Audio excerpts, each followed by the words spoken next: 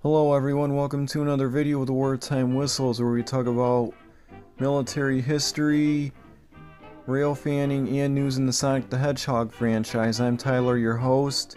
In this documentary, we're going to be talking about a famous disappearance that happened over the Bermuda Triangle. If you've seen the 1977 movie Close Encounters of the Third Kind, directed by Steven Spielberg, this is based on a true story that happened on December 5th, 1945, so let's get into the documentary. The Bermuda Triangle, also known as the Devil's Triangle, sometimes you'll hear that, is a loosely defined region in the North Atlantic Ocean roughly bounded by Florida, Bermuda, and Puerto Rico. Since the mid-20th century, it has been the focus of an urban legend suggesting that many aircraft, ships, and people have disappeared there under mysterious circumstances. However, extensive investigations by reputable sources, including the U.S. government and scientific organizations, have found no evidence of unusual activity, attributing reported incidents to national pneumonia, human error, and misinterpretation. And here's where the real thing happens that is actually in the 1977 movie Close Encounters of Third Kind, directed by Steven Spielberg. So, perhaps the most notorious of disappearances in the Bermuda Triangle was the fate of Flight 19 and Martin PBM Mariner on December 5th, 1945. This incident has left even the greatest minds reaching for answers. When Flight 19, a group of 5 Avenger torpedo bombers, took off from Fort Lauderdale on December 5th, 1945, they had expected their 3-hour bombing journey to be just as uneventful as the runs that they have done countless times before. Shortly after dropping their payload of replica bombs, the patrol began to run into trouble. Lieutenant Charles C. Taylor, a World War II Navy veteran and torpedo bomber pilot, who was an experienced pilot, believed that his compass had started to malfunction and that Flight 19 had been flying in the wrong direction. Concerned, Taylor contacted another Navy flight instructor who was flying close to the Florida coast, with the weather getting increasingly worse. Taylor went against protocol of pointing a lost plane toward the setting sun, believing that they were somewhere over the Florida Keys. Taylor, adjusting the heading in an attempt to navigate the Gulf of Mexico, sensing Taylor's mistake, some of his men challenged his decision to continue northeast and convinced him to turn tail and head back westward.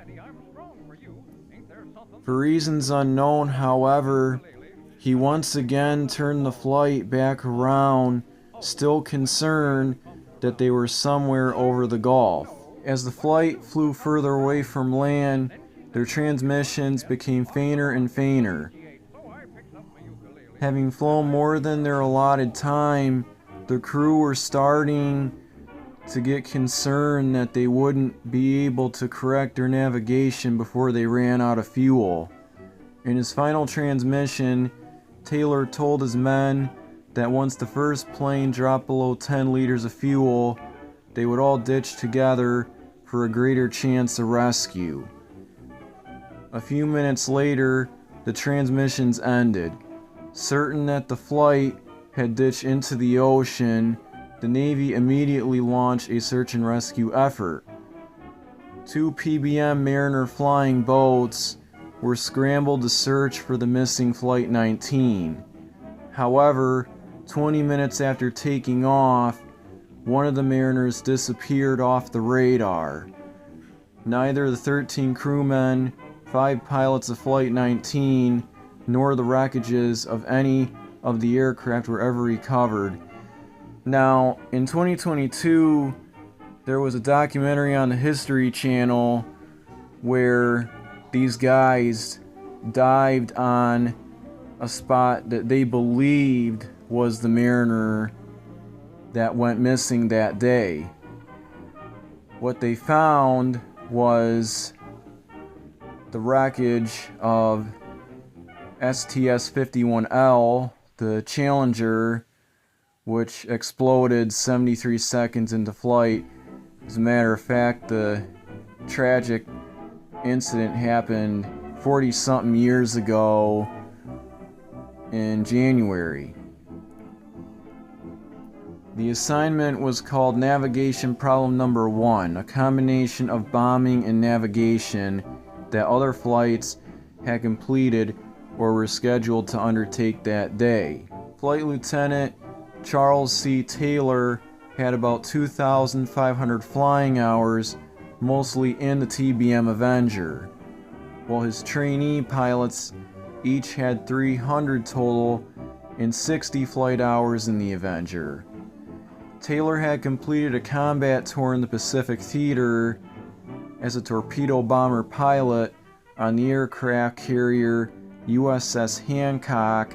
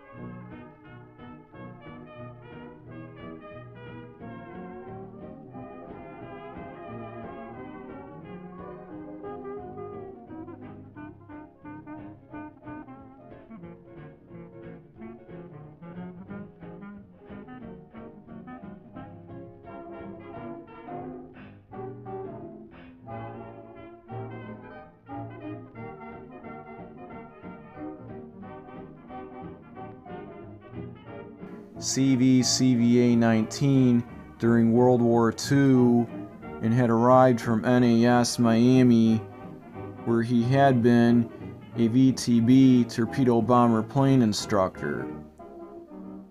The student pilots had recently completed other training missions in the area where the flight was to take place.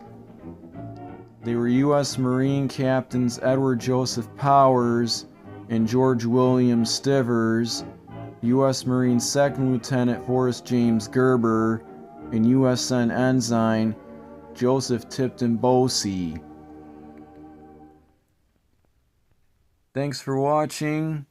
Please like, subscribe, and turn on that notifications bell. And please follow me on X at TailsAmyHQ. See you in the next one.